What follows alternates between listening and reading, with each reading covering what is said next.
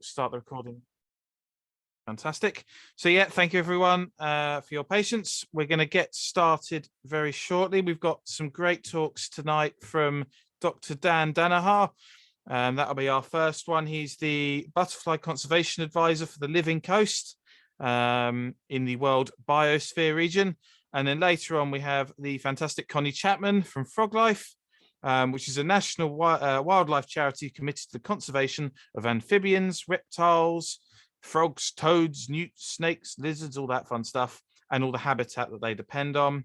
And we'll be hearing a little bit about Connie's work, her own work, and the national work as well. So thank you all very much for that. And without any further ado, I'm going to try and get the video to play. I apologize in advance if it's quiet, it's Zoom. And on that note as well, we'd like to apologize for the fact that we've gone online for this meeting. It's such a shame that we've had to postpone the sort of in-person meetings, but as you can understand, it's probably not the safest idea at the moment. Hopefully soon we can all get back together again and do what we all enjoy. So thank you very much for that. Hello. Can I just say that if you want to incorporate this video into this meeting, I have no objections with that. Brilliant. When you record it and you store it somewhere. That's cool. Thank you so much, Dan. Much appreciated. No problem. So yeah, we shall get started there. Let me try and get it to work. If there are any problems at any point, do scream at me.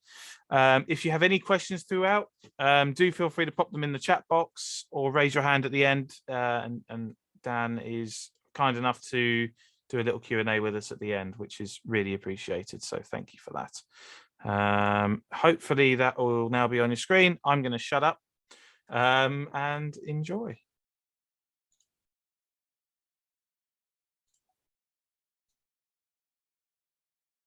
No sound. Oh, hang on. There you go. This is why I said scream at me. Apologies. Share sound, optimize, share. There we go. Is that now still showing? And I would like to tell you how to create a butterfly haven. I'm going to talk about habitat restoration because I think that habitat restoration is one of those tools in the conservationist toolbox which isn't really used as frequently as it should be. And I think in part in the UK that's happened because early phytosociologists classified a range of semi-natural habitats and conservationists got kind of caught up with always trying to reproduce or to preserve and conserve those types of habitats. So the idea about creating surrogate habitats, which is what my work is about, was probably quite an alien concept to them. And in the UK, we really do need to start thinking about this now because I would describe our landscape almost as an industrialized landscape because our agriculture is so intensive. We use an awful lot of pesticides. Our habitats are fragmented. It makes it very difficult for organisms to move around in a meta-population dynamic way. So landscape approaches to conservation management are very, very difficult unless you start putting some of that habitat back. So I first got into this idea when I read this paper in the Journal of Environmental Management in 1994 by Morris et al., which looked at an ecological engineering approach to this problem. They looked at an anthill and realized that microclimate could be manipulated by the topography of the anthill. And you can see here graphs looking at temperature profiles, which mimic the profiles of the topography of the anthills. So they suggested this could be applied by removing the topsoil from chalk, and they were working on chalk. Never did this. They wrote this up because they felt it was a good idea, and I'm really pleased they did because obviously I've applied this to my own location because I live on chalk and I live in a city of 270,000 people. We all live on chalk, and so therefore the application for this in our city is profound. It's quite a real opportunity to do this. So they removed the topsoil, they dug down about a metre, they took that spoil and put it on top and said could create a slope there of about 2 meters deep. And then I knew that I wouldn't be able to do that when I was doing my PhD. The university bureaucrats wouldn't allow me to dig up the campus. So I waited to become a school teacher. The headmaster then had to be convinced. And when we went for a BBC Breathing Places lottery funded award of £10,000, he was more than happy to agree to doing that. So this is the site that we had in mind. This is the Surrey campus. It's 28 hectares. We've got 6 educational institutions on it. And this is the little area here that we had in mind. It's about half the size of the football pitch. And you can see here that we have some linear banks that we had in mind to produce. This is south facing, this is east facing. First thing we did was to record the wildflowers that we had in that area. Now look, I must tell you, by the way, that I knew that when schools were told that they could apply for this £10,000, many would be going for planting out of woodlands or creating ponds, but I didn't think many of them would be applying for money to topographically modify chalk grass and to manipulate microclimate at ground level for early successional chalk grass and butterflies. So, I mean, I must say I was delighted that as a consequence, we got that £10,000. So 10 wildflower species in that half football size area. And that's what it looked like. That was the day before we started work with the plant machinery. And what we first of all did was to remove the topsoil, and then we mixed the subsoil and the chalk bedrock together to create our banks. And there's a first bank, it's south facing, quite large on the left, and there's a spoil down the bottom on the right. The spoil was compacted, that's the top left-hand corner, and then you can see in the bottom right-hand corner, well, let me just show you a larger picture of that. We had 3 banks. So this is the south-facing ones in front and the east-facing at the end there on the top right-hand corner. So we had a large bank, a middle-sized bank, and a small bank. Of not sure about how size might affect the work that we were trying to do. Now I started working with John Gapper here, and John has worked for Brighton Hove City Council for 45 years, and he noticed maybe 40 years ago that wildflowers were beginning to diminish in abundance and numbers around the city, and started to collect wildflower seed and has grown them every year because he hasn't got any special equipment to be able to keep that seed. He grows them every year and has done for 40 years. So John supplied a lot of wildflower plugs for us. Here on the bottom left-hand corner there it is in its compost. He removes the compost, and on the bottom right-hand side you see the bare roots. That means we don't introduce very much alien material to the site. It also means that the roots then have to really push out quickly to get into the chalk soil in order to be able to survive, and that created like a 95% success rate. So here we have got 1,700 children all being part of this process. I think that's very important for children to realise that they can make a difference when it comes to issues about like biodiversity loss. And this is what John Gapper gave us, 5,515 wildflower plugs. And you can tell that John, didn't give a great variety of things, but crucially important things that we needed for this work. We planted them, and they obviously successfully started to grow. His sorrel, which is the host plant of the small copper, strawberry, the host plant of the grizzled skipper butterfly. Down the bottom we have Hushvetch, the host plant of the chalk-hill blue and the Adonis blue, and then the toadflax, which is the toadflax brocades host plant. So, obviously all of these things doing very well. We also decided to sow the land with a proprietary seed mix. This is not local provenance like John's stuff. I mean, John's stuff is all local genetic stock, which is very, very valuable and important, I think, in these projects. But we're sowing here a proprietary seed mix, which was quite a diverse seed mix, and it was an Emmelsgate EM6 seed mix for chalk and limestone soils. And then the next day, that's what we got. I mean, this was really lucky. You can't order this online, I'm afraid. But the snow kept the seed in place. It gave it a cold treatment, so stratification took place, and as it melted, it helped with release of water, so germination could take place, and we had quite good results. So this is that mix, and I'd just like to point out that kidney vetch was only 1.5% of the whole seed mix there. This is 1 year after sowing. Now, even I look at that and think, from a distance, it doesn't look particularly good. But let's have a look a little bit more closely than that. Here you can see bare soil, patch of green, bare soil, patch of green. That's because we sowed it like that. We sowed areas that would be dominated by the seed mix and others where there was no seed mix at all. And we wanted to be leaving bare patches for our thermoregulatory butterflies if they would come along. And also we wanted to see how successful that seed mix was. And remember that 1.5% kidney vetch? Well, look, there it is. It's growing. It's almost like 70% of the cover there. So that's great because that's a host plant of one of our target species, Cupido minimus, the small blue.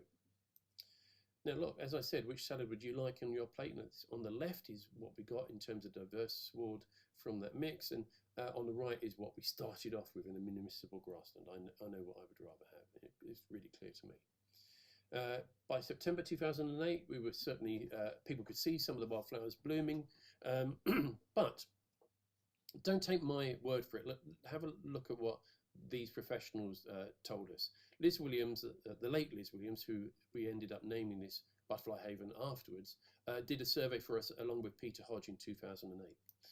And that's what Liz found in the wildflowers. Now remember, we've planted wildflower plugs, we've put in some seed mix, we've disturbed the seed bank, and also there's opportunistic species coming in from outside. An order of magnitude increase in wildflowers. An order of magnitude. I really want to underscore this. We're talking initially about raising awareness of biodiversity loss. We end up replacing biodiversity, increasing biodiversity. That's the difference. And this is what's so fundamentally important. 1,700 children know that. Peter Hodge has found for us, look, nationally scarce insects, which are not, not butterflies, nationally scarce in a British context. Red data book species, Toadflax brocade came in rare, its own biodiversity action plan. So clearly we can make a real impact. And these are all the obscure little invertebrates that most people are not particularly interested in. John told me that pitcher winged fly was a new colonist from continental Europe. We see a lot of this where we are because of recent climate change, lots of things moving forward. We were the first location to find that in the UK. But these are the cogs within which, ecosystem, by which ecosystems function. And people need to know about it. And so this is a slow educational process. But of course, even butterflies aren't particularly appealing to everybody. As soon as we had sheep on our site to manage it, people came running for miles to see the sheep. I don't understand it. And then, anyway, there are the butterflies. That's the first year. We have these two species, probably the most popular, abundant species in the UK. And then at the bottom, the Essex skipper and the small copper. Really pleasing to see those species in the site in the first year. Now, like I said, we had grazing. These sheep came in from the Sussex Wildlife Trust. We have a partnership with these guys. And the sheep come in, they really hammer the grasses so that the wildflowers have a chance to grow. They keep the nutrients low so that there is no comport. And then that's what it looks like. Now, I'm very conscious of the fact that I'm probably speaking to an audience who are really quite frequently working with tropical biodiversity, and to them this must look like a green desert. But, from my point of view, from a northern hemisphere point of view, this looks really good habitat for Lycaeniid butterflies, which are restricted to chalk and limestone soils. In the summer 2009, I know there's still a lot of wildflowers in there and it's quite dense, and we need to have a little bit more space and reduce that density, but we are getting new species like the brown argus and the hedge brown come in. Now, this bottom left-hand corner is of the face that you make when you discover, or you've been told, you've got a nationally rare butterfly colonizing your butterfly haven. This was a target species, as I said, the small blue, and here it was laying eggs. Now, do you know, you think about this, the nearest colony is 3 kilometers for us. This is a tiny, tiny butterfly. And it's got wings and it's got antennae. So the antennae are obviously olfactory organs. The plants are throwing out lots of secondary metabolic compounds into the atmosphere, and they can target in on this. So in the early 70s, Jeremy Thomas was finding in his small colonies of Adonis blue that they weren't dispersing enough, and I think that's because the populations weren't very healthy, and density dependent factors like males hitting on females which have already been mated, causing them to move off. Those sort of things weren't happening in small populations, whereas our populations have become more healthy over the years and we've got our conservation management right, so species are beginning to move throughout the landscape as they should do. So these organisms are designed to travel through the landscape, and that's why we've got them at our site. And of course, creating sites like this is massive in terms of our understanding about the ecology of these organisms, because we now know that they can come to us. This is summer 2010, and it's looking quite like a pictorial meadow in many ways. Here is the internationally famous late Professor Bellamy coming to view the site. And the news got even better because the small blue colonized the site. We certainly had a colony the very next year establish itself. There is the green hair streak, and John Gapper is having a look at that. So we're really pleased to see that ovipositing on the site. But I should say that was a one-off, and that was quite interesting. Everything that you see, you learn something from.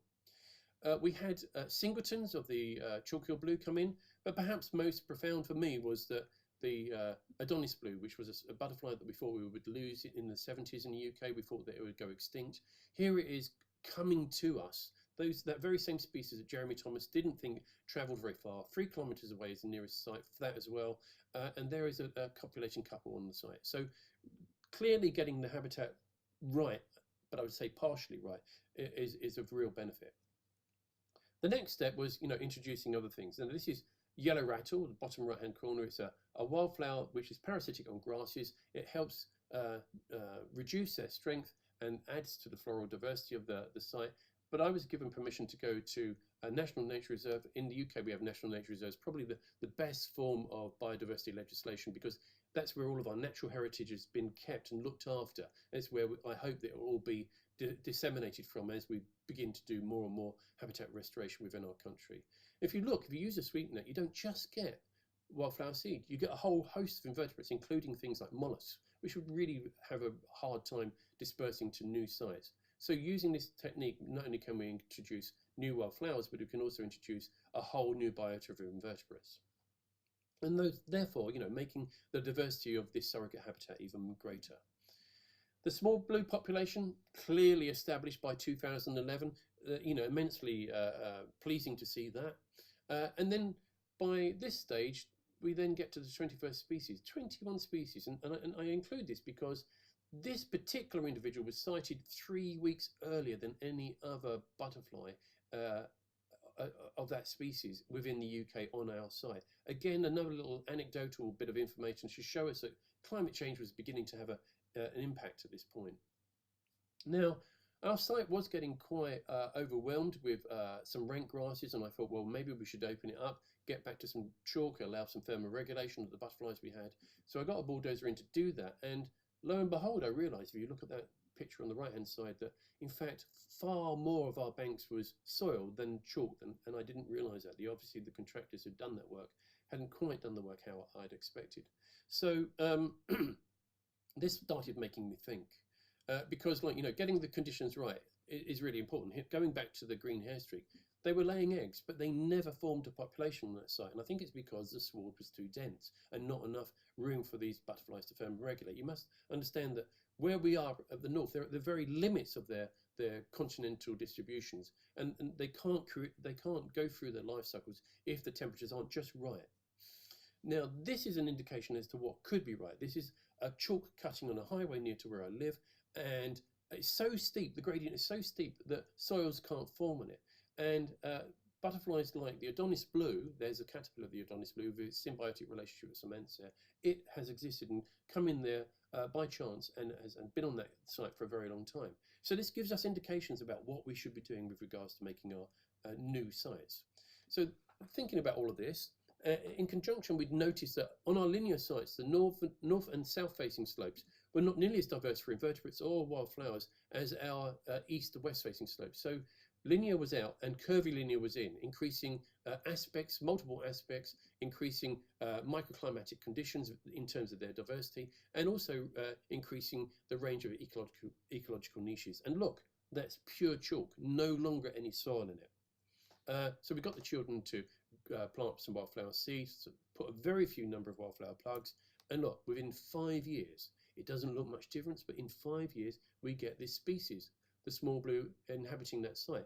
So we've moved away from trying to impress the public by something that looks beautiful to trying to impress butterflies, to produce something which is long lasting.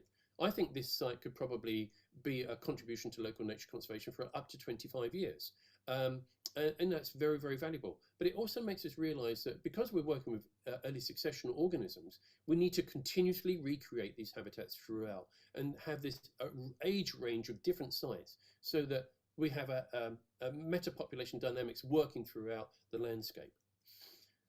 Back at the Liz Williams Butterfly Haven, you can now see that the small blue colonies are the most persistent and the most abundant within Sussex. Now, this obviously gets some interest from the national press. Patrick Barkham did us an article in the Guardian newspaper, which is very helpful because, of course, if people recognise what we're doing, the word spreads and it makes people interested in what we're trying to achieve. We got interested in geoglyphs because, of course, we're working with a high contrast substrate. Chalk is white, and on a green background, you could make things. And we live in an era where there's satellites going all over the place all the time, so we could advertise what we're doing from the air. And this was very much in my mind. And I started talking to a range of different organisations and individuals, trying to influence with regards to how we could start to get people to do this. So this is a series of butterfly havens that were created by the Parks Department in Brighton Hove. I had consultation with them. I advised them about how they should do this. I worked with the planning department as well. And you can see they're using these curvy linear structures now, and they're trying to make an impact from above so that they can be seen from Google Earth. And also, I've advised on a £1 million project called the Brilliant Butterflies Project, which was a bid by the Natural History Museum, the London Wildlife Trust, and the national charity Butterfly Conservation. And that project now in South London is doing very, very well as well. In Brighton and Hove, we now have 30 of these butterfly havens. And that's one of them. So the idea here is we've got a desire line. That's the major path through which people naturally walk. That's the path through the middle. We've got these two little spots on the outside. And if you can go into those spots, you can observe the area, have picnics in the area. But what you can't see from this sort of angle is that there are all kinds of banks in there. So I was really pleased to see that they were taking this stuff on board. We also were saying that, in chalk alone, not chalk soil, but in chalk, you can grow a lot of wildflowers, particularly, designed to live in this type of environment, and it reduces the likelihood that grasses will grow. So this really is, chalk dust is biodiversity gold dust. And this was a demonstration here at a Festival of Nature, trying to get people to realise that we live on a real resource here. So I was able to nominate Brighton Hove City Council for the work they've done producing those 30 butterfly havens, and the Christian Marshall Award was given to them, which delighted me. Here's John Gapper and his son Mark Gapper collecting that, and you can see me here with my comedy moustache. It was a delightful day to see that happen. But the next thing was that I started working with my own school. I've now retired, only about 5 days retired, but I worked with the school because our school started off as 600 children going to that school. But by the time I left, or during the time I left, there was up to 1,700 children. So our physical education resources, the football pitches, were worn to pieces. They were basically lots of dust. So we had to get in an artificial football pitch, made of synthetic materials, because it was durable. This led to the opportunity of a great deal of mitigation for biodiversity work. So here's the geoglyphs, bringing those into play. Locally, we have the Long Man of Wilmington, that's this site here. We have the White Horse of High Andover. These have strong cultural resonances for the people that live locally. So we've got the children in the different schools on the Surrendon campus to design different things, and we kind of work these out into designs that we would put onto our campus. And so here we are. This is the campus again, and you can see these different geoglyphs put in place. This is just a graphic of it. Fashion changes, economics never do. We run out of money. We never were able to do that. This is the original. Number 5 here is the Liz Williams Butterfly Haven. We did do some types of butterfly haven work with these different schools, but we were not able to produce these geoglyphs. But I include them here, just like Mike Morris and his colleagues included the concept of ecological engineering in that paper. They couldn't do it, I couldn't do it, but it brings the knowledge into the popular domain so that people can think about doing it in the future. However, I was able to argue the case for this. This is at the end of the football pitch, and the contractors were desperate to put perennial ryegrass on this. And I really argued, no, you shouldn't.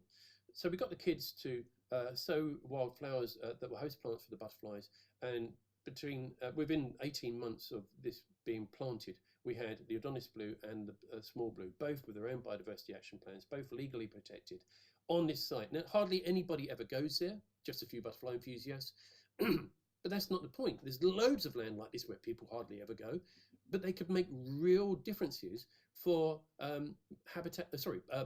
meta-population dynamics within landscape networks, for rare and endangered organisms. And it's getting this joined up thinking right, which is really important. Because my view is that, you know, I can't change the world, but I can help influence how we manipulate our small part of the world with the sure and certain knowledge that over other parts of the globe, other people will be doing the same thing.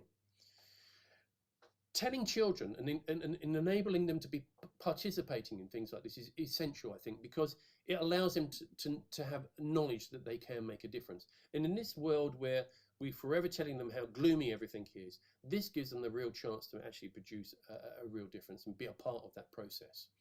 And so here we are working with our neighbouring schools now. Each school was making their own little butterfly haven, not necessarily as a geoglyph, but we were creating things. And it was lovely for the small children to be involved in that process.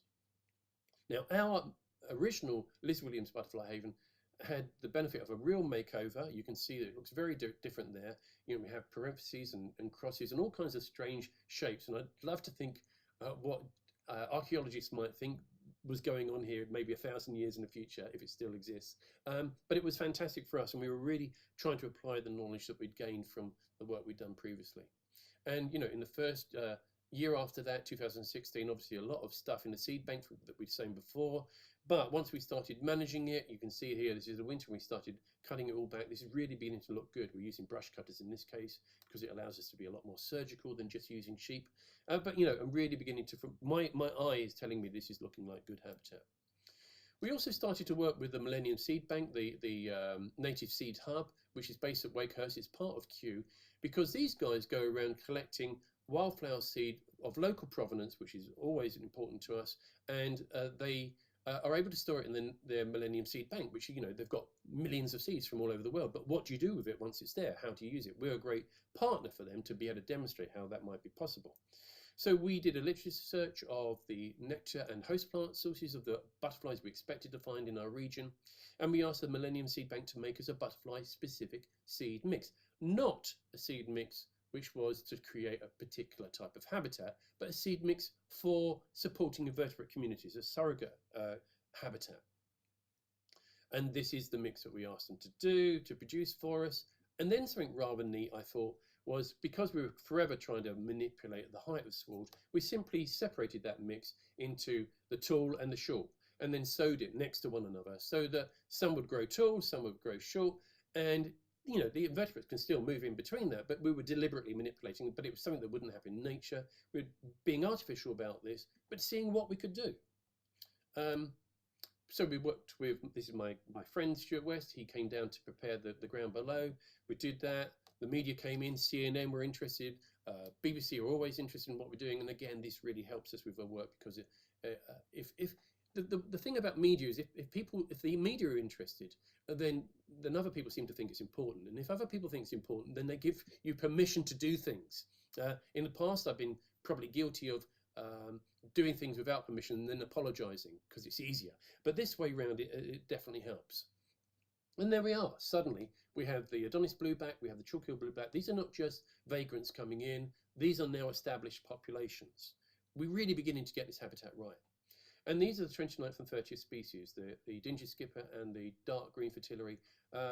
It's amazing because we now have 81% of all the species of butterfly found in our city on this half-size football pitch.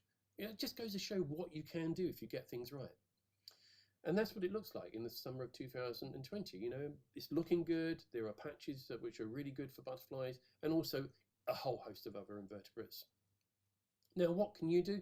This is outside my house. I began to think, what can we do elsewhere? Outside the front of my house, I've got a bit of lawn, and I made an arrangement with the local council asking them for permission for me to personally manage it. So we cut it, we planted, this is my friend here, we planted 4,000 wildflower plugs.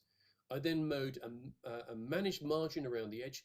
The English have got this obsession with mowing lawns really, really short. I think it's all about a control thing. But if you have a managed margin around the edge, it shows people that the tall stuff in the middle is deliberate and is not neglected. I also did a cross in it so people could walk through it and not damage the wildflowers. And look, you can see I'm delighted in the bottom right-hand corner that some runners ran through that almost immediately afterwards. And then after the first year, we mowed it, removed that vegetation to reduce the nutrient content on it. We've done that year after year. The amount of vegetation we removed has diminished year after year. And this is it, 2017, 2020. You know, I'm absolutely delighted by this. So go out and I spend time and I look at it and I absolutely love it. So thank you very much for your time. If you're interested in something completely different, please go to corfubutterflyconservation.org. Thank you.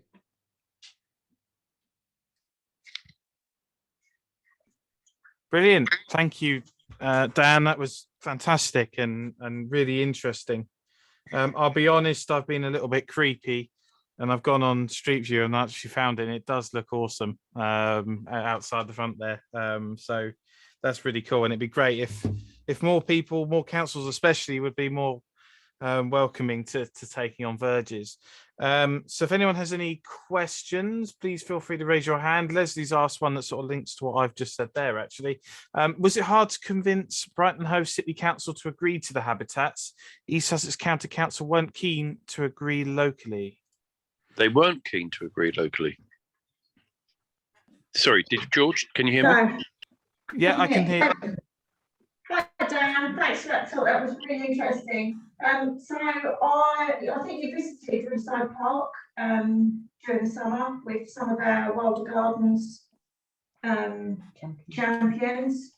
And when the management plan was set up for Riverside Park by County Council, they weren't keen to put in a butterfly habitat at all.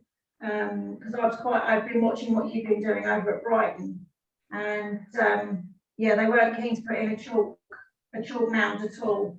So yeah, it's quite disappointing. But we're waiting for the land. We're waiting for the land to be devolved down to New Oak Town Council. So I'm hoping that once that happens, we might have a bit more say in what, you know, in other habitats that we can put in, that we can add to the area. Yeah, well, I'm quite surprised to hear that, actually, I have to say. My experience of recent is that there is a great deal of momentum building now. This pretty much is the zeitgeist. I mean, I'm sure that given that you're all in this sector, you know that because of lockdown and the pandemic, nature and the environment are now recognized as really very, very important parts of our lives, and increasingly people are on our side. So, of course, you're aware of the Lewis Wildflowers and the roadside verge scheme that they have there. In Brighton and Hove, they're talking about it. I mean, the desire to do it, the understanding of why it's important is all there in the council, but there is a reluctance to push too hard too quickly, because they know, and they're right in this, that not all of the public is on board. I mean, you and I might be watching the David Attenboroughs and all these sorts of things all the time, but we are in a bubble. So, for example, the wildflower lawn that you just saw there at the very end, which is outside the front of my house, that's a 7-year project now. This is coming up to its 8th year. Last year, one of my neighbours decided that he just doesn't like it, so he does his absolute best to walk all over it while the flowers are in blossom, and deliberately trying to destroy it all the time. So I have absolutely no control over that. There's nothing I can do about that. And I said to him, you know, well, why do you do this? And he said, look, you don't understand. When I bought my house here, I was sold on the idea that Coldine was a garden estate. And, you know, it will be maintained, it will be mowed, it will be clipped, we will have ornamental flowers. And all of that's changed. And he says, and that's not what the deal was. So, you know, there's going to be people like that, but it really is about getting them on side and trying to understand what the difficulties are and trying to see what it is you can do to change them. In some cases, I think this particular man, I don't think I'm ever going to change his view, but, you know, overall, the momentum's there and we're all trying to do it. So I suspect that in your case, in East Sussex, the momentum will be there. It will build. And if I can in any way help, have a conversation with the people where appropriate, I'd be more than happy to help you. So, yeah, I think that's to answer that question. Another thing I should just say, 2 things which are updates. We now have recorded 33 species of butterflies from that Liz Williams butterfly haven, and that's like 89% of the species found within our city on that one half-pitch football ground. which is, I think, astonishing. It doesn't mean they're all there at the same time. They have been recorded during that period of time. We've also extended our reserve. We've managed to get some funding. I mean, people seem to be throwing money at us now because, again, like I say, this is the zeitgeist. People want to see differences in the environment. So we spent like $5,000 on some livestock fencing. It makes it very easy for us to have sheep coming in and out and whatever and do their thing. We've also formed what we call the Friends of the Liz Williams Butterfly Haven. And the purpose of that is that, before I retired, I was the main person that dealt with that at the school. I've left. I have colleagues there who still have some knowledge about it. But the view is that, over time, we may lose that type of expertise from the school. So having it independent in a group of people who are prepared to take on the responsibility in order to be able to maintain it for teaching and learning, as well as maintaining wildlife conservation for the local community, is a really neat way of doing it, because it also engages more people to be involved with the process and therefore spreads the word in the local community. So, they're the updates of it, and I suppose I should stop talking because there's some other questions. That's brilliant. No, thanks, Dan. We may well call on you at some point. So yeah, thanks very much. That's a great help. Thank you. You're Awesome. most welcome. That is awesome, and it's great that you're having money thrown at you. Usually it's the opposite issue, isn't it? So yeah, brilliant. Eve has asked, can we do this at Sea Haven? And I'm sure the community garden already on the chalk cliffs. I think that sort of links into what we were just saying. It's certainly something that is to be explored. Could I just one other thing I'd like to underscore here? Do you remember we talked about the fact that one of the things that Brighton and Hove got wrong was when I talked to them about creating these habitats. I think in their mind, they thought about, we're creating wildflower beds, just like ornamental beds. So I think that their view was that they would use this chalk to enable wildflowers to grow and therefore, not have them dominated too much by rank grasses, because there's low nutrients and free draining chalk beneath them. But the original purpose of these creations was, in fact, to create habitats that weren't just about wildflowers, but also about invertebrate communities. And so they have gone all out for pictorial images of wildflowers, and they have not really thought too much about open areas of chalk. I don't know if you understand, but if you have very, very small areas of the side of a plant growing over some chalk, that heats up really, really quickly, much more so than in a big dense cushion of vegetation, which keeps the temperatures cool. And if that's true, then the butterflies lay their eggs on it, and the eggs themselves develop very quickly. The caterpillars, when they're feeding on the end bits where it's warmest, they are able to digest their food. So getting the temperature profile right is really important, which is why you've got to have an open sward and a diverse area. Often people make scrapes and they think that's it, I'll make a scrape and that's going to be good. But we're not just talking about that. We're talking about the actual positioning of plants within that, so that there's an opportunity to get the temperatures right. So that in part is important for early successional butterfly banks. But of course, you can't always keep it like that. And over time, things do begin to grow and it does get more and more dense. And so as long as you have that in mind, that their populations of organisms living on it will change. And consequently, what you need to do is make another new bank somewhere else, so that you're making it possible for organisms to move to an early successional habitat. And so over time, you can continuously make new banks on new locations, because these banks, like organisms, have a lifespan. Eventually, what that means is you have an increasing number of habitats within the local environment. And that's what you really need for metapopulations to work, for organisms to be able to move from one new habitat to another in order to be able to maintain healthy populations.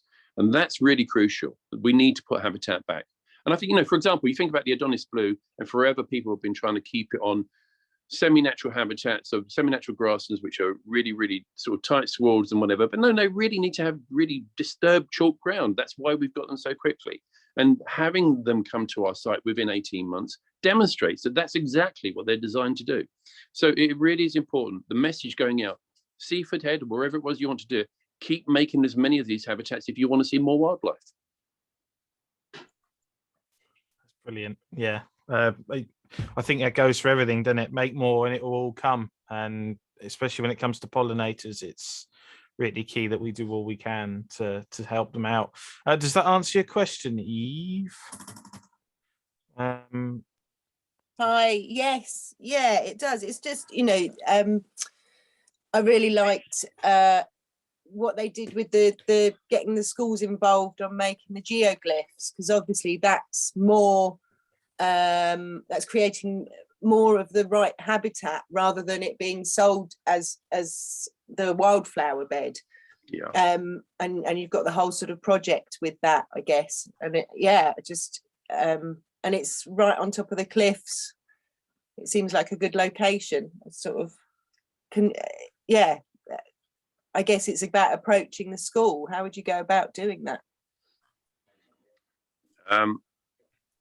You pick up the telephone and you start having the conversation. You know, I think it's more and more and more about, you know, engaging people in dialogue. You feel more comfortable about what you do as you become more and more fluent and successful in your work. And maybe what that means is you necessarily start doing some of these things which aren't immediately concerning a third party. You work with yourselves in the locations where you have control, do the things, become successful, and then start engaging with other organizations like schools or hospital grounds or whatever else it might be. Yeah, okay, yeah, yeah. I'll start in my front garden now. Yeah, yeah, definitely, yeah. Thank Brilliant. you. Thanks, You're Eve. welcome. Any more questions from anyone at all? Anyone for any more? No. Hi, yeah, sorry. Oh, go on, Julie. George. Hi there, it's Julie. I just wanted to ask, is there, because a lot of us don't have the sort of land and the, you know, how that we saw there with the half size of the football pitch, is our garden, you know, is the area in our garden, is there a minimum that I don't think, we could use, Julie, to answer your question, I don't think there is. work? I don't think there's ever a minimum. I don't know if you know, but the Sussex Wildlife Trust are now working within Brighton and Hove, doing what I think they're calling it the City Meadow Scheme. And they're saying to the schools, like, you know, if you have tarmac, then make your meadow in as large a pot as possible. Or if you can go a bit further than that, make it into a flower bed. Or, you know, if you have a little bit of grass, maybe 15 by 15 meters square. The point is, we always aim for as big as we possibly can do, but if that's a handkerchief, then that's what you do, you know, because you learn something every single time. Whatever you do, you learn. And that's the great teacher, isn't it? The more and more mistakes we make, the more and more we learn. And then you can apply that when you see situations come along. Just doing it makes you think about what you're doing and what potential there is elsewhere in order to be able to make a difference. And that's what it's all about. Enthusiasm is infectious. The more you talk to people about things in a positive way, the more likely it is you're going to make things change. Great, thank you. Thanks very much. Awesome. Yeah, I think anything you can do in any space you've got is something we've always gone on about.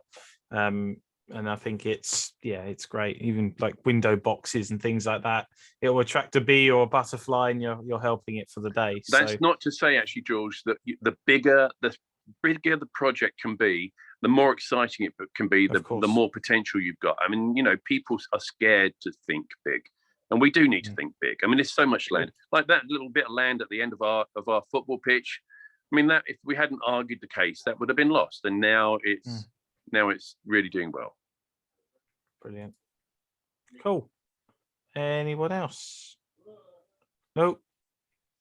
Okay then. Yeah, Well, one more. oh, go on then. Sorry, it's just a quick one. I was really interested that you said moving on to a new patch so that the butterflies can it then begins again the process.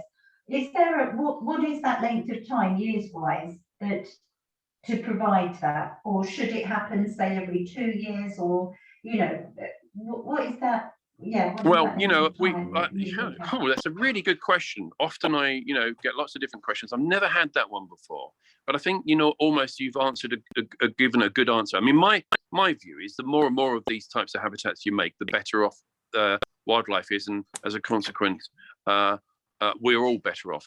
But yeah, I mean, if you did one every 2 years, or even one a year, I mean, if you could do one a year, which is a significant size and close enough to existing sites that you've already created, or to, you know, the ancient established chalk grasslands that are around, the more and more you create, the better it is. And there are all kinds of things. You know, thing that really disappoints me, you think about it. Think of how many mini roundabouts there are in towns and cities where we could just dump a load of chalk and then put horseshoe vetch on it or kidney vetch on it, and they would be colonies for these fantastic butterflies. So my view is that, yeah, if you can do it once a year, that'd be great, but just do as much as you can. Okay, and distance, you mentioned about the distance for the butterflies. Is there a maximum, minimum? Yeah, well, as I said, you know, the nearest distance for those butterflies that colonize our site, from what we can see, we're about 3 kilometers. But that's what's known. And there can be pockets of these butterflies which are like, you know, 20 meters away, and we don't know about it. Probably not 20 meters, but you get the idea. So I think it's going to be more about the opportunities that you have of where you can do it, you know, because if for example, you could get in contact with the highways or the motorways people, and they said, yeah, sure, you can do it next to the petrol station, then that's what you do. And I think it's all about seizing opportunities. So wherever you can, and it will make differences. And then once you start getting some in place, then you're in a position to be able to start putting them as close as possible as you could. Are we good? Yeah, thank you. Fantastic. Okay, look, I wish you well, all of you, with what you're doing. I think that Greenhavens is a fantastic achievement. I really do, and I know so very little about what you've been doing, but I do know that you're making a big difference. So well done. Well, thank you very much, Dan. We're trying. Thank you very much. It's all we can ask, isn't it? Thank you. That's fantastic. Thank you, Dan. Thanks for your support and everything. It really is appreciated. And thanks for your time today. Okay, lovely. Well, I'm going to say good night now because I've got some other things to do. But anyway, take care, and I wish you well. No worries. Bye night. Bye now. Bye. Bye-bye. Bye. Take care. Thank you. Fantastic. I think we just had Tracy join us. Hello, Tracy. Are you there? Yeah, you're there. Hello. Hi, hello. Sorry, I didn't get the memo. I was just putting children to bed, but I'm glad I could just catch the end. No worries at all. Well, it's not the end yet. So we've got the lovely Connie joining us now from Frog Life, who's going to deliver us a talk on the work across the country and your own projects as well. And hopefully, if you don't mind, a little Q&A at the end. Yeah, which would be wonderful. So, are there any things you have to do to let me share the screen, or if I do that, you should now be able to. Amazing. Green button at the bottom. Indeedy. Okay. There we go. Fantastic. Perfect. So this is just a very, very brief introduction to Frog Life. Unlike Dan, who's having money thrown at him, I have unfortunately found out this week that my project will be no more as of February, as we didn't get our funding. But that's not to say that there isn't lots of other things going on around the country, and I can give you guys sort of a brief overview of the Green Pathways project down in Sussex. So who are Frog Life? As George said, we're a national wildlife conservation charity. We are concerned primarily with the conservation work that's done around our amphibian and reptile species and all of their habitats. Much like Dan said, we are very strong believers of just add water is one of our things, and they will come. You don't need to have a pond, you don't need to have this or that. There's a lot of misconceptions about what we can do to sort of support our wildlife, and particularly our amphibian and reptile species, but actually there is a lot that we can do, and that's what we try and show people.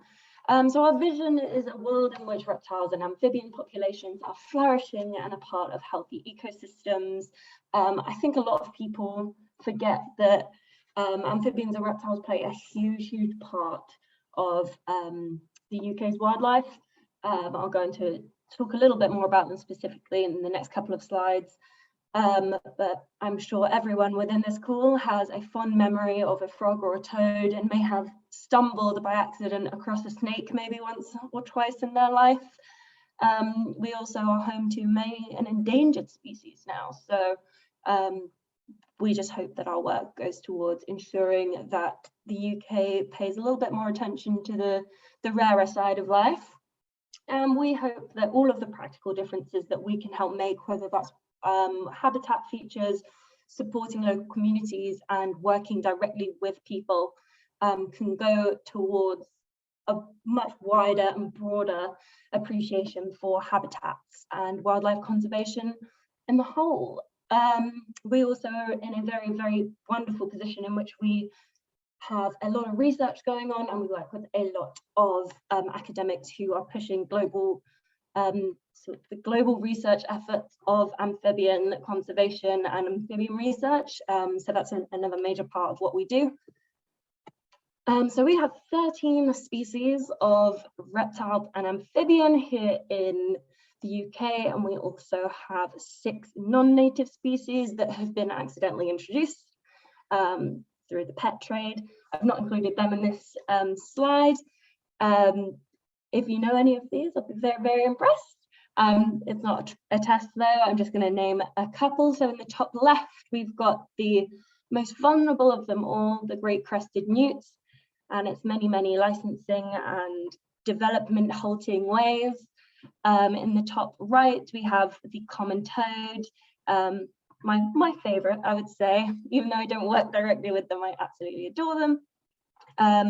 Just underneath, you can see a picture of one of our, oh gosh, can you hear my cat? Oh, sorry, he's realizing I've not fed him yet. And along the bottom, we've got our grass snakes, common lizard, a natterjack toad, and the adder. I've never seen an adder before, and I've also never seen a great crested newt. And these are a few things that I'm hoping to see over the next few years. So why what we're doing is important. We kind of have these 6 main pillars of distress for our amphibian and reptiles species. Unfortunately, climate change, what doesn't it negatively impact? Our amphibians and reptiles are starting to lose crucial habitats because of this. Many of the spawning grounds for amphibian species are being dried up.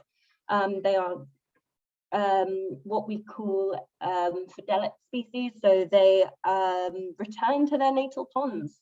So it's quite important that they are there.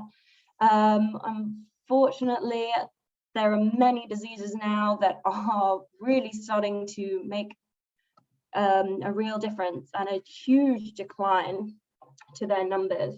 We've got different chytrid funguses and various diseases called the Raynaud disease, which is rhinovirus, which is causing mass death across the world, and is being sort of encouraged by the wildlife species trade. We've got exploitation, the trade of pets and exotic species, which is trying to be limited by licensing, but not doing very well.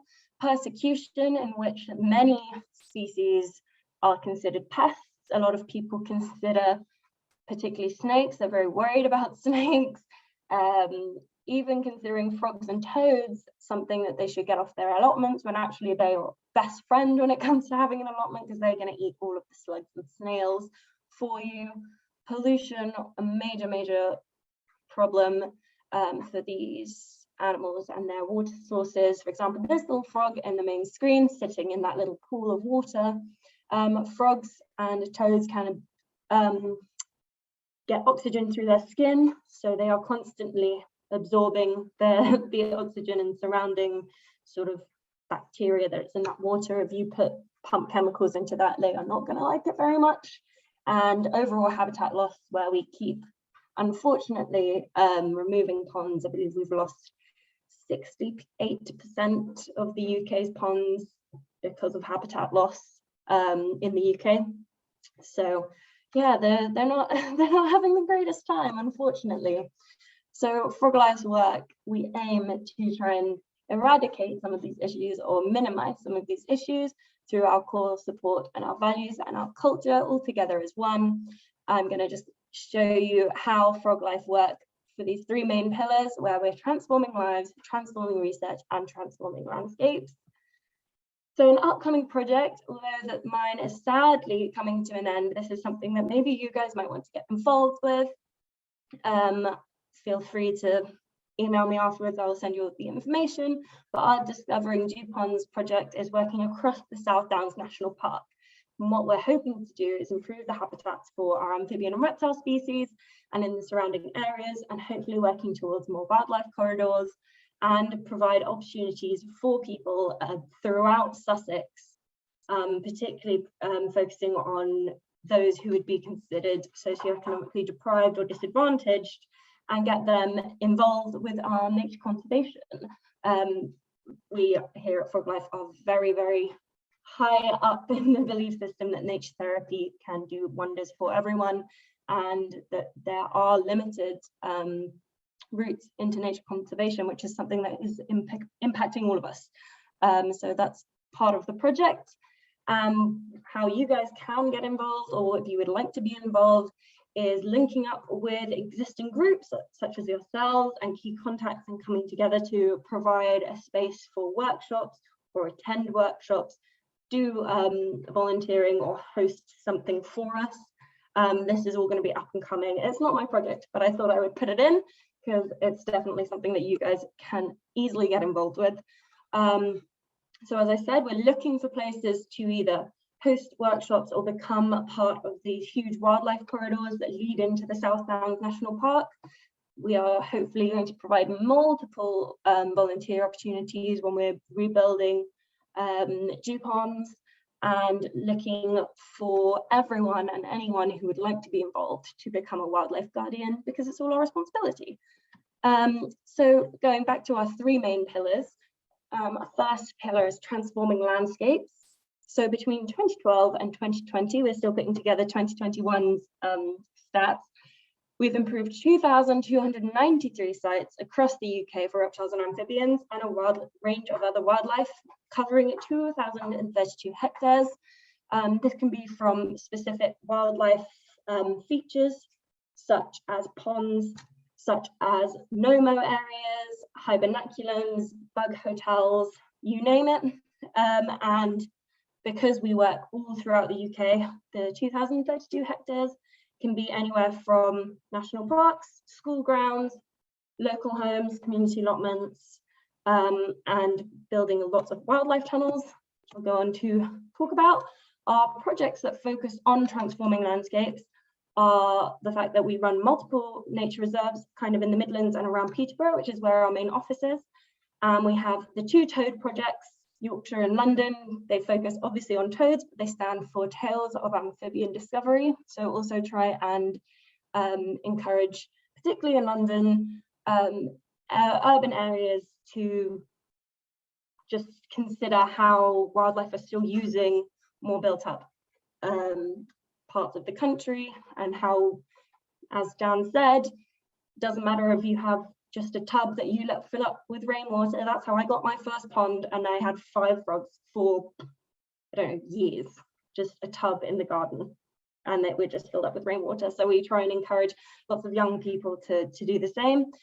Discovering dew ponds, as I just mentioned, and Come Forth for Wildlife, which is currently operating, I believe, in Scotland. Yes, Scotland, which, you know, does what it says on the tin. It's trying to provide a space for people to really like heavily involve themselves and be very, very active with standing up for those animals and parts of our outdoor spaces that don't have a voice. Then we have Transforming People, which is what my project lands in, and we have a ton of work going on. I won't read them all out, but we have 4 Green Pathways projects at the moment, 2 suddenly coming to an end.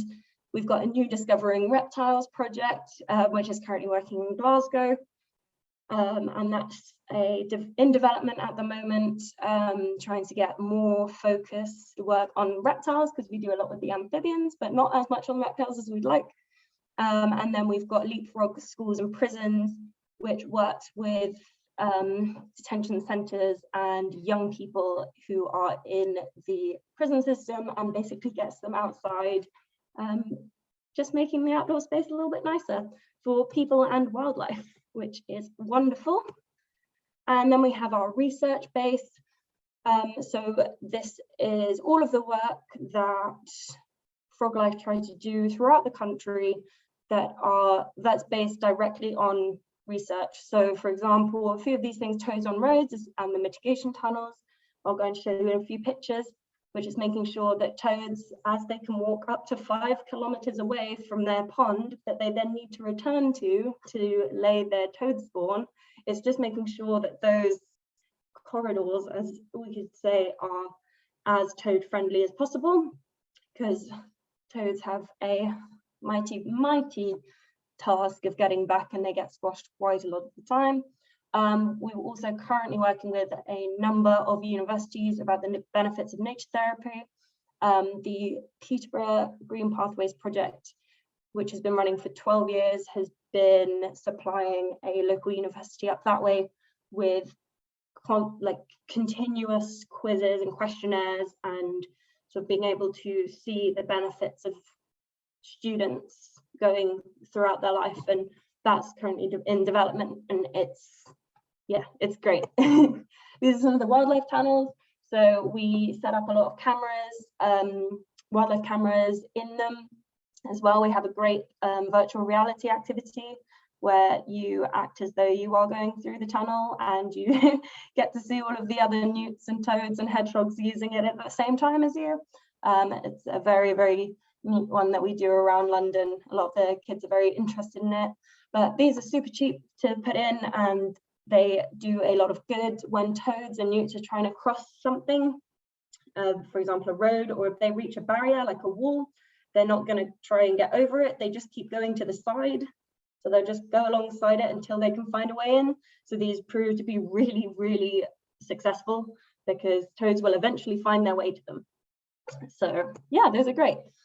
We also have our Frog Life Ecological Services, which is part of the company that works exclusively to sort of build up on training and licensing.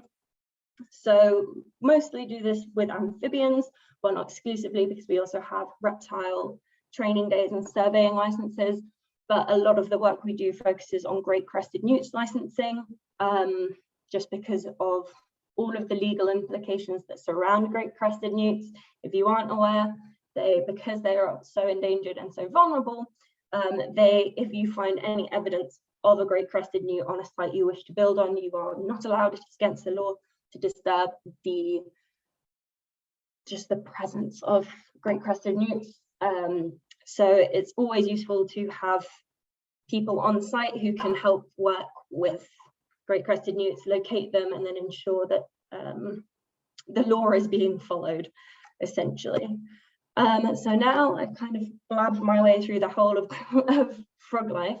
It's onto my project. I've been doing the Green Pathways Sussex project since October 2021. I took over, so I've only been with Frog Life a few months, so that's why the rest of, I don't know the ins and outs of every other project so well, and I probably haven't been eloquent or done them justice. I would say definitely take a look on the website. It's extensive and really quite astonishing how much they do. I took over at the start of October when the previous learning officer left. She had started the project in October 2019. Then COVID happened, furlough happened. It meant that that year-long development was then extended, and I took over right at the end. And now, unfortunately, we found out on Friday that we didn't get the funding, so the project will be coming to a close the first week of February. But that's not to say that we haven't had a really great time. Oh my gosh, my cat. Sorry. Right, so Green Pathways works with disadvantaged and vulnerable young people aged between 5 and 25. So I spend most of my time going around to different school groups, bringing together home ed students, going to charities, and just running these wonderful, wonderful sessions with them. We're funded by the National Lottery Heritage Fund, and we've had a project extension from the Ernest Kleinwort Charity. So that has been super, super useful, just in terms of just churning out a little bit more before it all has to end. What the project aims to do is run sessions anywhere between 1.5 hours to 3 hours with students who are selected for this project, either by the school, or it's normally by the school, but they follow sort of our guidelines. So they have to be from ISEND groups or home educators, you know, young carers, that sort of background. It basically brings them together. I do a mixture of one-off sessions or multiple week projects. The longest project I've done is 10 weeks. The shortest project I've done is 4 weeks. And I've had many sort of accidental one-off sessions because COVID kept ruining everything for me. And I've actually been able to say that I've been able to host pond building sessions via Zoom on a phone when I wasn't allowed to go to the school site because visitors were banned, but I was able to sort of inform from a phone, which was quite fun. We also do lots of arts and crafts activities because, you know, I kind of got the short straw by taking over the project throughout winter. Lots of rain, lots of mud, and sometimes no matter how hard you try, you cannot get them outside. So you have to sort of come with a backup plan. In terms of sites being improved for wildlife, just from the 5 months I've been there, we've built full hibernaculum, which are sort of log piles and compost piles with a small hole underneath. It's for toads and frogs and maybe other reptiles to use throughout the winter months. Sort of, I always call them a hibernation station because it's pretty much what they are. I'm currently I've completed one pond refurbishment. I'm currently going through a second with one school in Eastbourne, which is past Eastbourne, called Tollgate Primary. I'm doing full day sessions with them in collaboration with So Sussex and Schools Without Walls. So they're great. If you've not heard of them, I'd say definitely get in touch because they are wonderful, this stuff. At one of my sites in Ringmer, we renovated and created 6 plant boxes, renovated 2 wooden ones, and took an old teaching cabinet that I saw outside the school as I walked in and said we can turn that into plant boxes because they had no green space outside. We've done continuous pond cleaning for a pond that my previous colleague developed in Eastbourne, 4 compost heaps across all these sites, and I've got my 2 ponds work in progress. Hopefully one at a primary school in New Haven and my new one, and this one in the picture here in Seaford. This is Bowden House Residential School. So all of these boys come from a school in East London, and from Monday to Friday they're based in the heart of Seaford and they are immersed in the outdoors, and we got permission to build a ginormous pond on site, which is hopefully going to be finished by the time my time ends. So this is some of the project work that we've done. There's the cabinets that I mentioned that we've turned into plant boxes, and the renovated wooden boxes underneath. Some of my home ed groups in the top middle project, getting plants ready for their ponds that we cleaned in Lewis community allotments. Hibernaculum on the top right. So they look messy, but they're wonderful. Unfortunately, you can never check to see if anything's in there. It just slightly disturbs the animals, but you can pretty much guarantee that there will be. Bottom right is Tollgate Pond Primary, pond dipping in their pond that we're currently refurbishing. Another hibernaculum sort of being cleared and ready in the middle. I just wanted to do, this is just a really good example of some of the work we've done. So in the left-hand picture, this is Lewis Community Allotments Pond.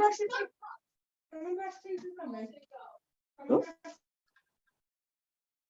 That a question? No. Cool. So yes, on the left-hand side, that's Lewis Community Allotment. Can hardly see the pond, and the right-hand side picture is our first day of cleaning. And you can see sort of, well, you can kind of see how overgrown it is. You can't even really see the pond because there are so many reeds that were growing. And this is throughout the next 4 weeks. You can see how we managed to clear the pond out, get everything out of there. And in the second and third weeks, we sort of built around it, rewilded the outside and started planting lots of things, including 2 bog gardens. And we replanted native species of plants in the ponds so that anything that does start to grow is actually native to this country, because that's also another huge problem that we're facing. Also do lots of arts and crafts. I absolutely love the arts and crafts sessions. I think they're great. My favorite thing that was ever said to me by one of my teenagers was, I know I complain at the start of every session that I'm not going to be any good at this, but this is my favorite part of the week.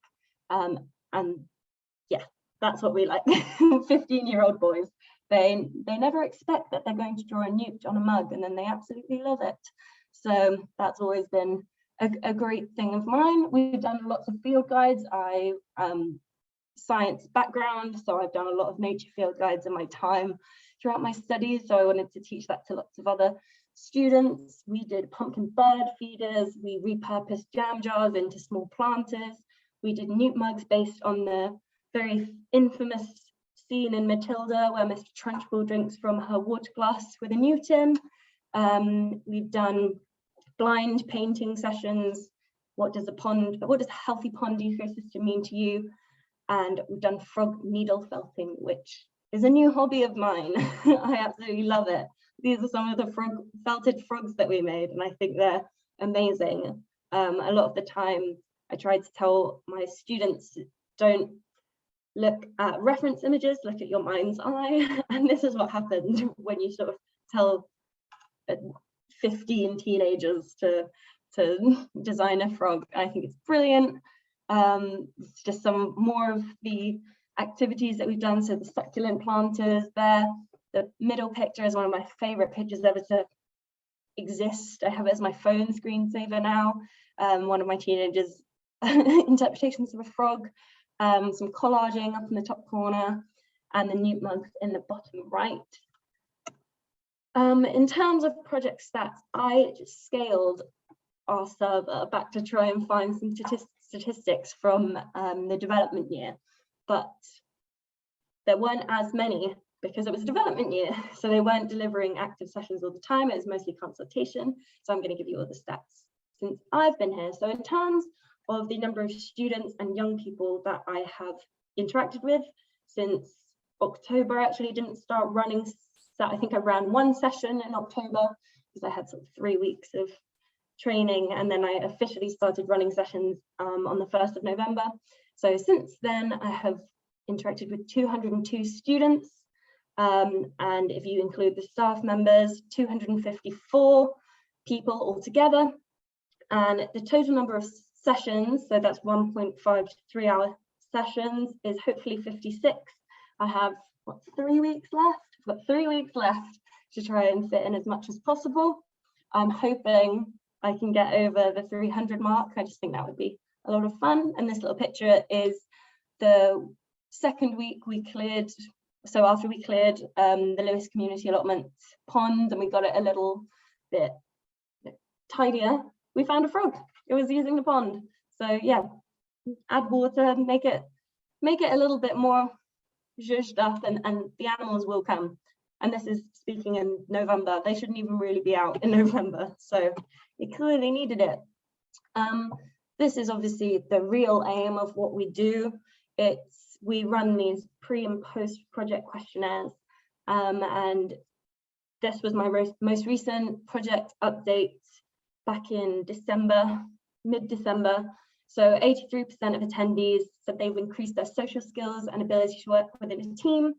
96 increased their level of physical activity. 100% have increased knowledge of reptiles and amphibians. 91% of attendees have increased their awareness and knowledge of transferable conservation skills. And 50% of attendees enjoy being outside in nature more than when they started the project. It's amazing to me that, you know, just getting children out 4 times in a row can make such a massive difference. And yeah, I think their enthusiasm doesn't dwindle with age. And I think it's just important to teach them kind of what's on their doorstep. as well. So it's been wonderful to see the positive outcomes of this project. It makes it slightly harder that we didn't get that funding, because I know that the opportunities are there. Another bonus tip, me and one of my wonderful colleagues decided to run a marathon in the middle of December. It snowed heavily the entire time, but we did become Frog Life's biggest donators because we raised just over £2,000. The picture on the left was us beginning, and the picture on the right was us literally crossing the finish line. We had these adorable frog hats, which I now use pretty much in every session. I sort of name one kid the frog of the week for doing something amazing. And yeah, that's kind of it. If you have any questions, please shoot them my way and I'll do my best to answer. Thank you so much, Connie. There's a lot I could unpack from that, but those numbers that you gave then were staggering, and I think it's such a shame that an important project like this has lost funding. But well done, and thank you for what you've done. And it's exciting to see what could happen in the future. Yeah. I love the idea of the tunnels. That's such a good idea. I've never seen that before. Yeah, that's great. I'd love to try and, if you had any suggestions, try and bend the hands of East Sussex Highways, but we know how that could go. I mean, definitely, I would recommend. So there's a lot of, if you go onto the website, there's lots of information regarding how the research ties into the sort of outcome. But a lot of the stuff that Frog Life do, I didn't actually mention, is we have a lot of operating toad patrols. So they go up and they set up little buckets and stuff on the side of roads, and then go and patrol, and it just sort of helps a few toads make it to the other side. I think there is one based in Sussex, but I'm not part of it. But if you were interested, then you could definitely email Frog Life and say, hey, this is something we'd like to set up and we'd like to do, because they're very keen on it. And it's one of the easiest ways to get involved. That's got to be one of the cutest roles out there, surely. Controller. That's They all right, isn't it? constantly call outs for it as well. So definitely. Awesome. Brilliant. So a couple of questions have come in the chat. If anyone's got any more, then just shout. I've got from Leslie, which school in New Haven were you referring to, please? I think it's New Haven. Highcliffe Academy. Oh, Highcliffe. Oh, fantastic. Yeah, so I was supposed to be there on Monday, but got a message saying you need to go and do a PCR, so I had to go and do a PCR. But I'm hoping to still do 3 sessions with them before I finish. They were considering a tub pond, and I'm hoping that they can get it, but it's looking kind of, there was something about having even a sort of 30 centimetre by 40 centimetre tub, a health and safety risk for stagnant water.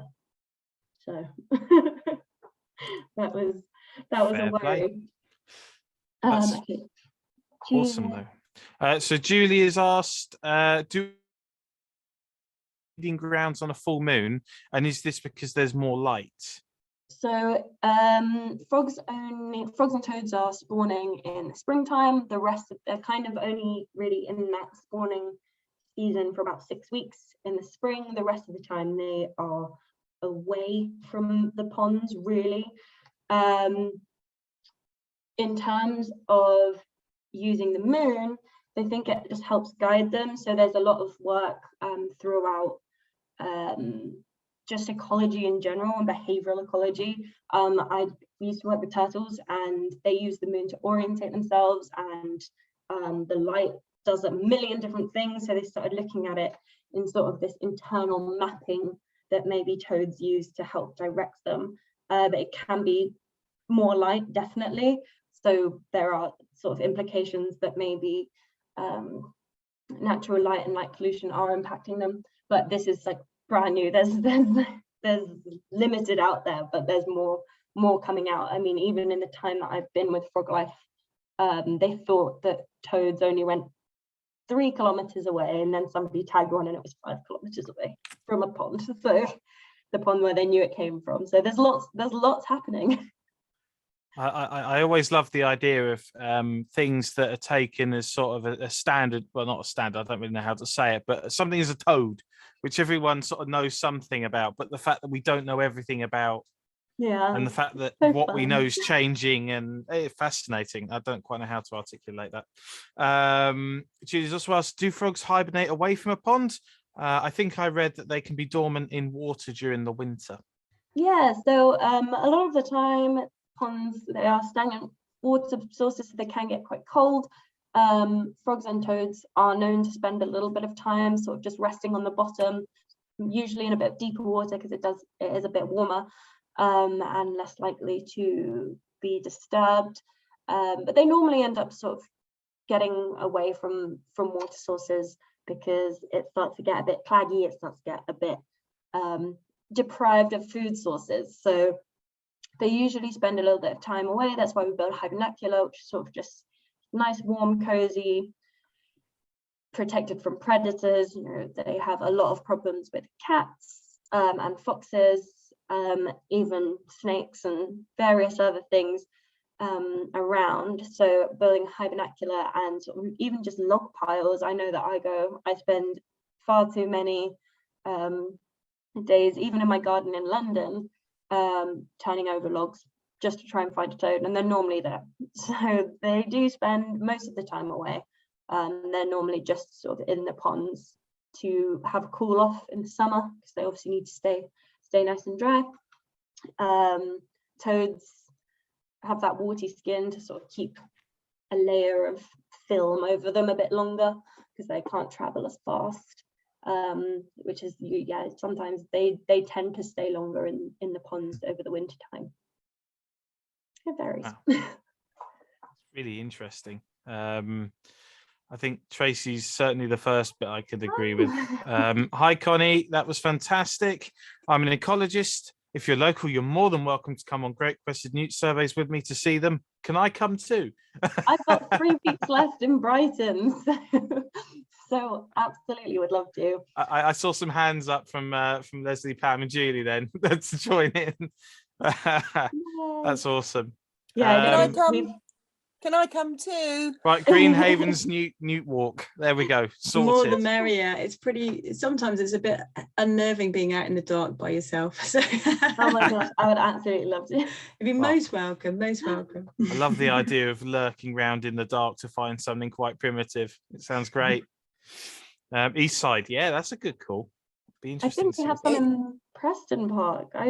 Somebody told me one of the schools I went to in Seaford. Yeah, he lives next to Preston Park, and he seemed to be quite sure that at least one of the ponds in there at one point had great crested newts. Wow, right in the centre of a city as well. That's wonderful. Eastside Park in New Haven. That's a good suggestion. That's not bad. Yeah, Pam can show you. They're there. If you've got but joking aside, if there's permission to survey the ponds, then I could happily go out with my torch and take some people out and we have a look, because the survey season is starting in the next month or so. So, you know, please. Yeah. If anyone is interested in getting a Great Crested Newt license, that's one of the main frog life ecological service, and you can book that. They've got because it is the season coming up and starting, so they've got all the training going on, and which you can book into. So that's open to anyone. So if you are keen, then they're all over. They're in multiple different locations as well. Don't tempt me on that at all. I mean, this is great. This is what Greenhavens is all about, isn't it? These sort of discussions. I must admit, I'm really enjoying this now. That's fantastic. Any more questions? Could I ask a question, please, George? It's Julie. Go for it. Hi, Connie. Thank you so much. And before I ask my question, I'm just going to let everyone else know who's here. There is a couple of little bits of business that we want to talk to everyone about, and a little vote as well today. So if you don't mind, if you're happy to, we would love to ask you to hold on at the end, please, just so we can tell you a few things and get your feedback. So if everyone's happy to do that, we would really appreciate it.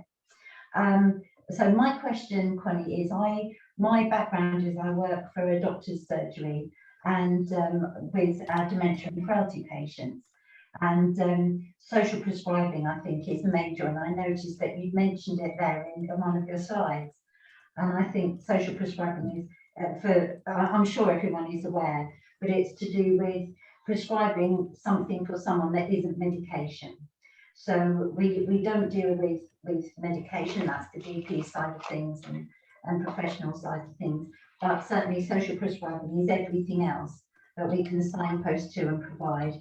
So I actually run a few groups. One of them is based on those living with dementia and their families, and one is for our older patients who are like a social group.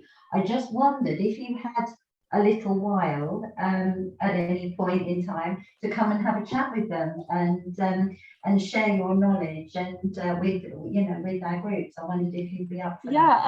I would love that. So Frog Life do have 2 projects called Leaping Forward for Dementia. There's one in London and one in Devon. So they have 2 projects that work with that, and the one in London is at the end of my road when I will return home. So Frog Life think they're getting rid of me, but no, I'm just going to sort of show up there on a Thursday morning. Yeah, you'd be a huge loss. Volunteering now. You managed to find, it's just such a shame when we hear things like that and funding and so on. It's just such a shame, particularly with all the work that is going on. You can just see it makes such a difference. So, but yeah, if in the next few weeks, feel free to drop me an email. You've got my email address. I will. I'm more than happy to try and get something in. It's not really my normal forte because my project's focused on young people, but I can ask for materials and come and do something. Fantastic. That would be brilliant. They would love it. They would absolutely love it. So thank you. Yeah, no worries. That's awesome. Oh, brilliant. Is there anything else? Any more questions? Or are we all good to go? Oh, sorry, there was one other thing, Julie. but we were just chatting between the 3 of us. So last year we had, and Jessie is here, isn't she? Yeah, we had a fantastic project that Greenhavens ran, and Jessie ran for us as our coordinator. It was called Wilder Gardens, and so it was very much to do with looking at individual gardens and people making changes in those gardens and connecting them in some way with regard to our wildlife and eco-life and what we could individually do to then make a lovely a corridor and things for plants and animals. And I just wondered if you would maybe work with us on, we'd like to do some more on that Wilder Gardens project later in the year, and if you might be able to work with us and advise on putting water, what you've been talking about into individual gardens. Yeah, so definitely I would recommend getting in touch with the coordinator, the director for the Discovering Dew Ponds project. She will be, so I saw her today. She's Jenny Hooper, but if you go onto the Frog Life website and find the Discovering Dew Ponds page, you'll find her email address. She emailed me today just to say, because I put out an email to everyone saying, is there anything that anyone would like me to include? And she said, please include this, because it's only just started. She started not long after I did, so sort of end of last year. So she's currently sort of recruiting groups, working out planning permissions, working out where and how and the why and all of that. So she would definitely be somebody to get in touch with, because the main focus will be working on establishing these new dew ponds throughout the Downs, but then also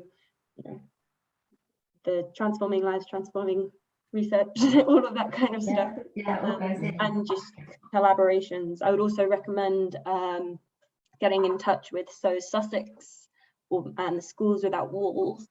You can usually just find them. They're sort of an extension of the South Downs National Park, and they work within the trust, and they do lots of work sort of similar to mine with schools. So if there was room for sort of more school-based work, I would recommend definitely getting in touch, because all the schools want ponds now. They spent ages tarmacking over all of them, and now they want them back, and it's like, oh, told you so. So, and if you just go onto the Frog Life website, we've got lots of resources, and just sort of, you know, there is a drop-down menu. Oh my gosh, my cat.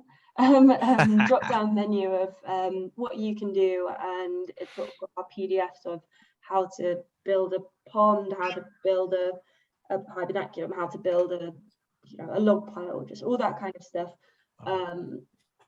Yeah, it's all out there. We have little magazines you can sign up for. There's so much content on that website that will, you know, whether or not you have a collaboration with the charity, you'd be able to find a lot of resources to enable you to just come up with activities of your own and start sort of doing that. There's a lot. I'll send you an email with like tons and tons of links. Yeah, would be great. Thank you. Awesome. Thank you, Connie. Really, really useful and really insightful. Yeah, very enjoyable that. So I take no one else has any questions. So if it's okay with everyone, we'll move on over to Julie, and we'll move on to the boring businessy things. And thank you very much again, Connie. Thank you, Connie. That was fantastic. Thank you. You can go and feed your cat now, poor thing. Bye. Bye. Bye. Bye. Thank you.